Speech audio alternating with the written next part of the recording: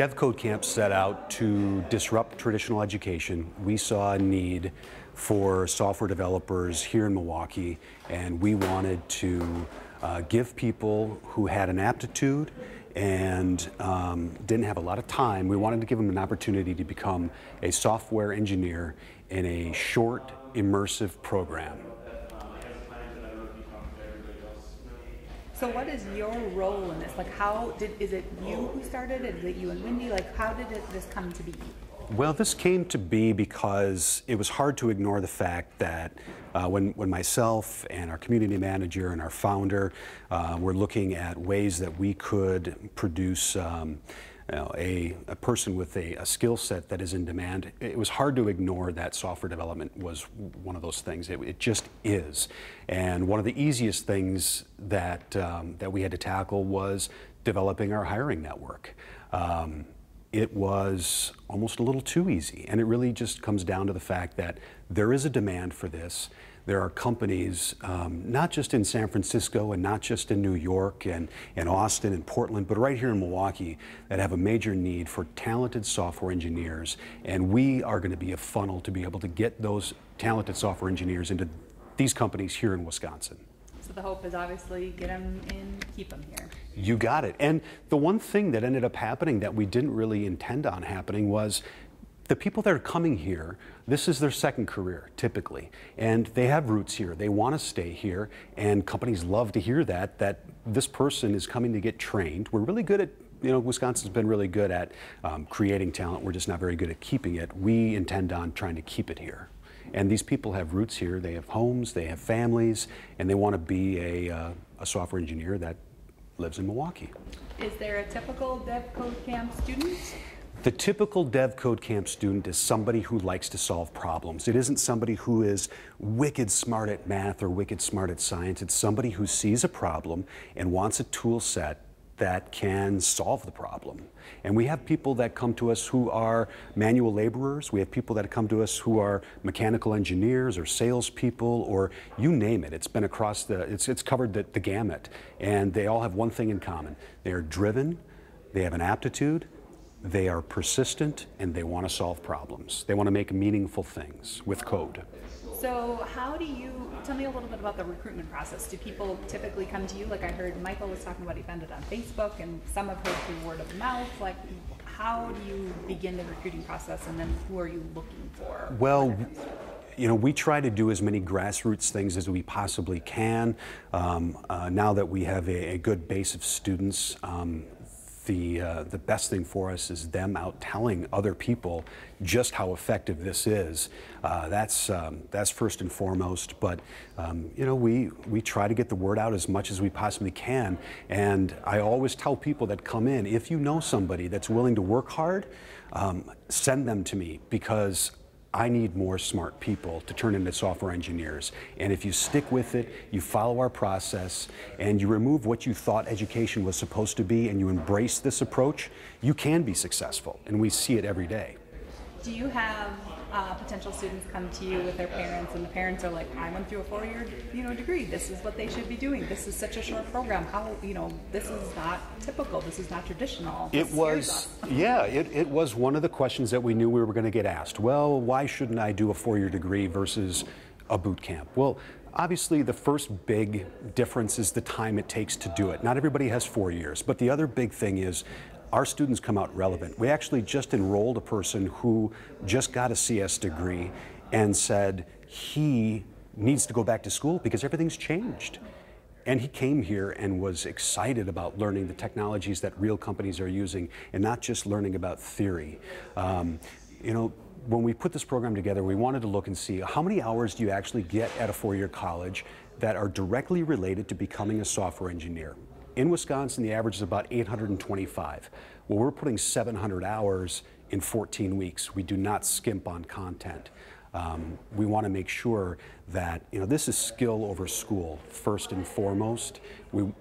Companies want to know that you can come in and do the job, and that's why this is project-based. We spend 80% of our time heads down coding. and 20% of the time discussing and covering topics and learning best practices. But really what's going to sell you in that interview, and what we've seen our graduates, when they do get their job offers, it's those projects that they've built, those real world projects. And that's what four-year colleges do lack.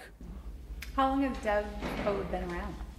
Well, we started a couple months ago, and we are growing quickly. We've expanded into downtown. We've taken over more space at Ward 4. We're extremely excited to be part of the startup community. There's wonderful people, smart people, exciting things happening, and I think if you're thinking about getting into technology, you come down here and you see the energy and you see the ideas and you want to be a part of it, and we can help you get to where you want to go. Where do you see Deb Code in 10 years, say?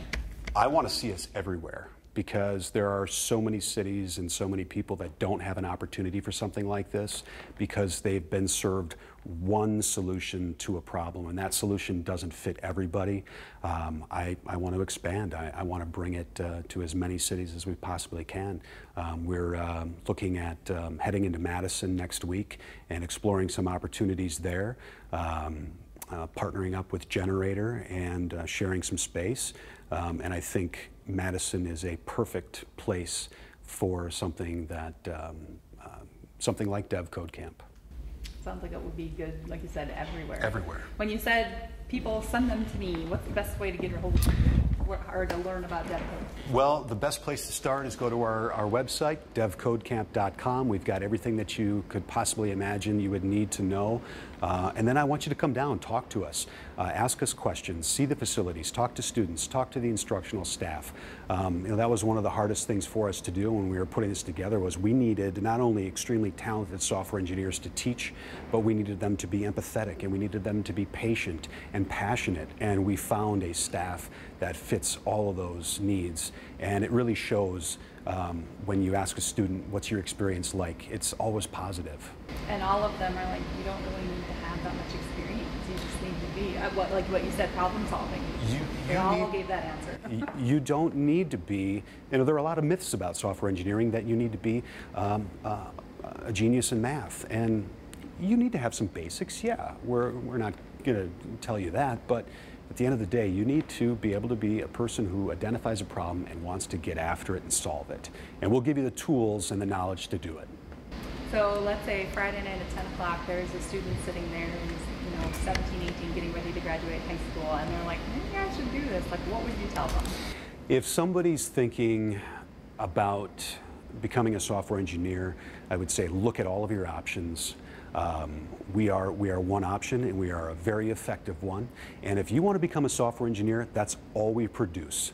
And we are going to make sure that you come out relevant, experienced, you have lots of projects to show a potential employer, and get a job offer. And there's money to be made. Our graduates, after a 14-week program, see an average salary of $55,000 a year.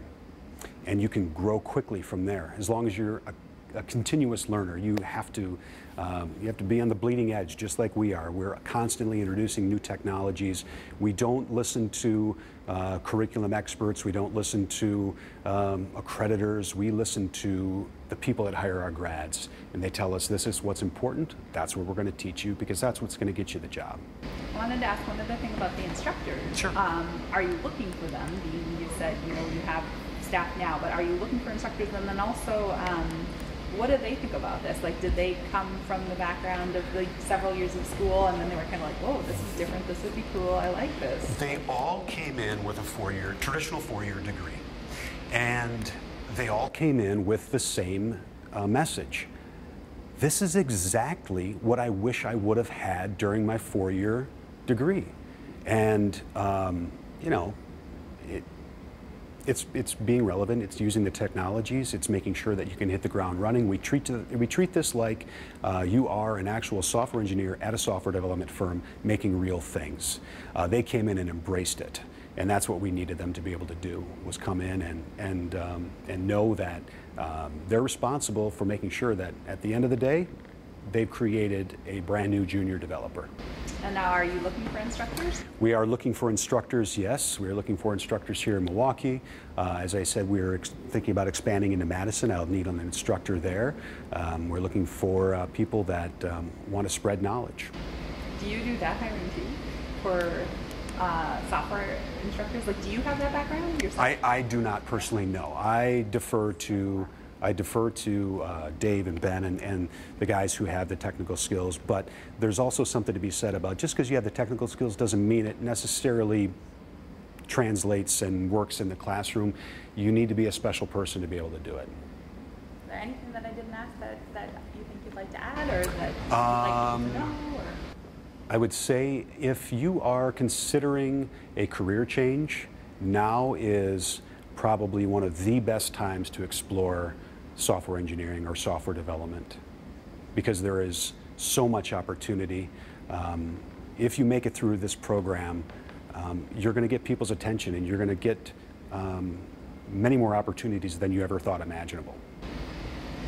Well, but I know one of the students said the career, we had a few companies here. You're already linked up with certain companies. You don't just teach them.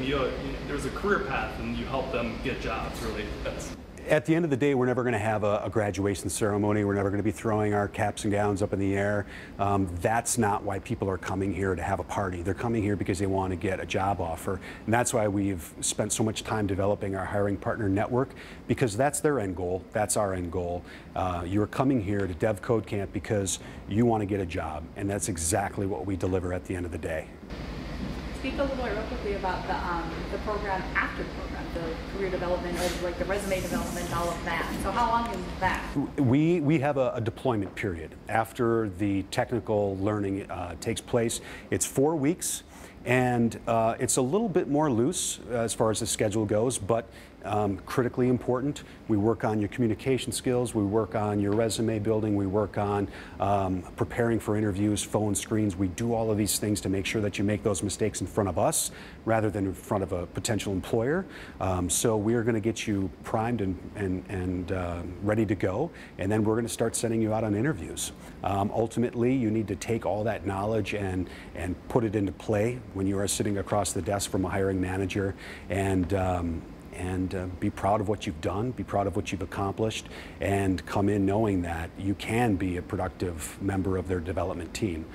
We've seen it with our graduates from our first number of classes now that are out there working in the real world, and they are living proof that even if there's a little hint in your brain that says, I don't know if I can do that, I would disagree.